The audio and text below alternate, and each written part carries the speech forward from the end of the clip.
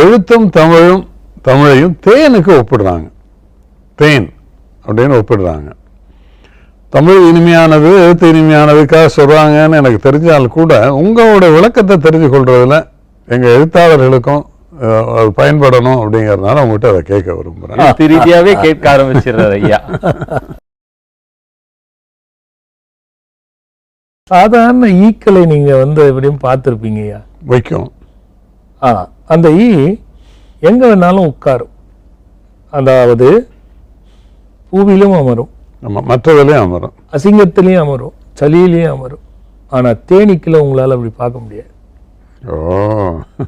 அது பூவில் மட்டும்தான் உட்கார நேரா போய் தேனை தான் சேகரிக்கும்.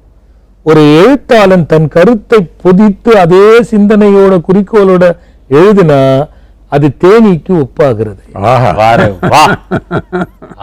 காரணம் நீங்க அதான் செஞ்சிட்டு இருக்கீங்க. கற்பனை என்கிற ஒரு விஷயத்தை பல பேர் பயனடையக்கூடிய தெளிவுபடுத்துவதற்கு எழுதுகின்ற எழுத்து பூ போன்றது ஐயா.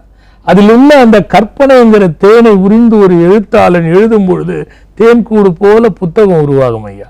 உங்களோட 4 புத்தகங்களும் அதுதான் சொல்லுது. தேன்கூடு போல உருவாயிடும் ஐயா. ஆனா என்ன ரகசியம்னா, அந்த சாதாரண அந்த தேனீக்கள் கொட்டுச்சுன்னா சில பேருக்கு வலி அதிகமா இருக்கும், கடுமையா இருக்கும், வீங்கி போயிடும். அந்த வலி அதிகமா வருது, வீங்கி போயிடும் அப்படின்னு சொல்றதுக்கு காரணம், நமக்கு எப்படி உமிழ்நீர் இருக்கிறதோ அது போல் அந்த அந்த சின்ன ஈக்கு அந்த உமிழ்நீர் இருக்கு இல்லையா, அது தேனை எடுக்கும் பொழுது மருத்துவ குணமாக மாத்திடுது ஐயா. தேன் தனித்துவமாக இருக்கும் பொழுது மருத்துவ குணம் அதுக்கு கிடையாது. தேனீக்கள் மூலியமா வரும்பொழுதுதான் அதுக்கு மருத்துவ குணம் அதிகம். அது ஏன்னா அது என்ன பண்ணும், அந்த கூடு கட்டுது பாருங்க, அந்த அந்த அந்த உமிழ் நீரை வச்சுதான் அந்த கூடை கட்டுது. அப்போ மருத்துவ குணம், அந்த மருத்துவ குணம் என்னன்னா, தான் தேனும் கெடாது, அதுவும் கெடாது, தன்னோடு சேருவதையும் கெடுக்காது, பாதுகாக்கும். நீங்க பல 1000 100 ஆண்டு ஆயிரங்கள் நீங்க போட்டு பூமியில புதைச்சாலும் அதுக்கப்புறம் எடுத்தாலும் அந்த தேன் கெட்டு இருக்காது. அது போல எவன் ஒருவன் தமிழை ஆய்ந்து ரசிக்கின்றானோ, தமிழை யார் ஒருவன் தன் உயிர் மூச்சென நேசிக்கின்றானோ, தமிழை யார் ஒருவன் சதா சர்வகாலம் எழுதுகின்றானோ தானும் கெடமாட்டான், தன்னை சார்ந்தவனையும் கெடுக்க மாட்டான். அந்த புத்தகங்கள் மருத்துவம் போல படிக்க படிக்க அறிவென்னும் பெட்டகமாக்கி நொந்தவனை கூட நல்லவனாக்குகின்ற சக்தி அதுக்கு உண்டை.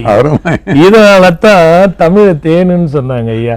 அந்த தேனை கொண்டு போய் இதை கொடுத்த இறைவனுக்கும் சொல்லிடுறாங்க, வந்து இங்கு ஆட்கொண்ட தேனே, தேனே அரும்பே தேனின் தெளிவே, தேன் வந்து தித்திக்கும் அமுதூரி கொற்றேன் எனக்கோர் எனக்கு, அனைத்தெருமும் உள்ளுக ஆனந்த தேன் சொரியும், ஆனந்த மாயை தேனினை சொரியும், அறம்புறம் திரிந்த செல்வமே, தேனாய் இன்னமுதாய் தித்திக்கின்ற சிவபெருமானே அப்படின்னு சிவன்கிட்ட கொண்டு வந்து முடிச்சிட்டீங்க தேனை.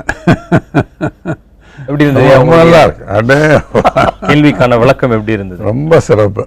எதிர்பார்த்தீங்களா? இல்ல இல்ல, ஓரளவு எதிர்பார்த்தேன். நான் அதுக்கு மேலதான் பதில், சிம்பிளான பதில் வந்தது பாத்தீங்களா. ஈக்கள் ஒரு இடத்துல ஈக்களும் தேனீகளும் உள்ள வித்தியாசமே நம்ம சில விஷயங்கள் நம்ம தெரிஞ்ச மாதிரி இருந்தால் கூட யோசிக்கும் போது ஆமா அப்படி இல்ல அப்படிங்கிற மாதிரியா நம்ம வியப்படைய